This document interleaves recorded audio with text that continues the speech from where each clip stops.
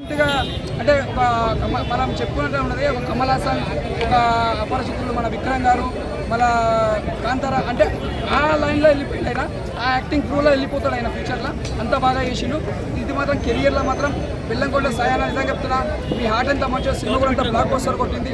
ఈ సినిమా మాత్రం పెద్ద బెస్ట్ మూవీ అని చెప్పొచ్చు. కెరియర్లో రాసి పెట్టుకున్న సినిమా మాత్రం సూపర్ హిట్ అన్న. ఫైట్స్ మాత్రం చెప్తున్నా, ప్రతి ఒక్కరికి ఫైట్స్, మోహన్ బాబు గారు కానీ, నానా రోహిత్ గారు కానీ, ప్రతి ఒక్కరికి ఫైట్స్ చాలా బాగున్నాయి. ఎవరు తక్కువ లేదో వాళ్ళకి ఎక్కువ లేదు, అందరికీ బాగుంది. ఇది ఒక చరిత్ర నిలిచిపోతుంది ముగ్గురికి. ఇలాంటి సినిమా మళ్ళీ రాదు కూడా. ఇలాంటి క్యారెక్టర్స్ దొరికాయి కూడా వాళ్ళకి.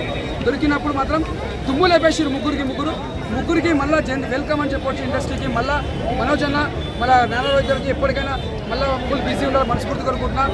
సూపర్. వాటి మీద రిలీజ్ ఎఫెక్ట్ ఎంత ఉంటే మహేష్ బాబు సినిమా రిలీజ్ చేశారు, సో తెలుగులో సినిమాలు రావట్లేదు అంటారు. ఇప్పుడు ఇలాంటి సినిమాని ఎంకరేజ్ చేయకుండా రిలీజ్ చేస్తే దానిపై ఎఫెక్ట్ పడుతుంది కదా. రిలీజ్ చేసుకోవచ్చు పోయారు. 2 సినిమాలు చూడరా, 3 ఉన్నాయి. ఫ్రైడే, సాటర్డే, సండే రిలీజ్ చూస్తారు. మహేష్ బాబు చూస్తారు, జై బాబు అంటారు, ఇది చూస్తారు. మంచి ఫ్యాన్స్ ఉంటారు, మెగా ఫ్యాన్స్ ఉంటారు, బెల్లం ఫ్యాన్స్ ఉంటారు, నారా రోహిత్ ఫ్యాన్స్ ఉంటారు. నాలాగా అన్ని కవర్ చేస్తారు. ఇంకో 4 సినిమాలు వచ్చినా చూస్తారు. కామెడీ ఉందా? ఎప్పుడు సినిమాలు చూస్తూనే ఉంటారు. కామెడీ ఉందా? కామెడీ అంటే చిన్న సీన్లు పెట్టాడు, ఎక్కువ పెట్టలేదు. మోర్ యాక్షన్ మీదే కాన్సన్ట్రేట్ చేశాడు. మధ్యలో బోర్ కొట్టకుండా సాంగ్స్ పెట్టాడు. సాంగ్స్ చాలా బాగున్నాయి. 3 సాంగ్స్ అయినా 3 నెంబర్ 1 కొట్టాడు. బ్యాక్గ్రౌండ్ స్కోర్ ఎట్లుంది? బ్యాక్గ్రౌండ్ స్కోర్ చాలా కొట్టాడు. జై బాలయ్య అన్నట్టు ఒక సీన్లో ఏమో మోహన్ బాబు అసలు మంచు మనోజ్ బేస్ వాయిస్ ఇచ్చారు. బేస్ వాయిస్తో వచ్చి పని చేశాడు మంచు మనోజ్. సరే, ఇలా ముగ్గురికి ఈక్వల్ ఇంపార్టెన్స్ ఉందా? ముగ్గురికి ఈక్వల్ ఇంపార్టెన్స్ ఉంది. ఎవరిని తగ్గించలేదు. క్లైమాక్స్ వచ్చే వరకు కూడా నీట్గా క్లోజ్ చేశాడు. క్లైమాక్స్ కూడా ఎవరిని తగ్గించలే, ఎవరిని హైలైట్ చేయలే, ఎవరిని దించలే.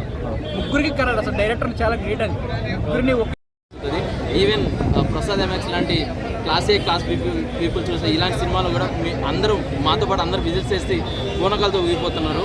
మాస్ ఎలిమెంట్స్ ఉన్నప్పటికీ స్టోరీ తగ్గట్టు ఉంది. స్టోరీ లైన్ బాగుందండి.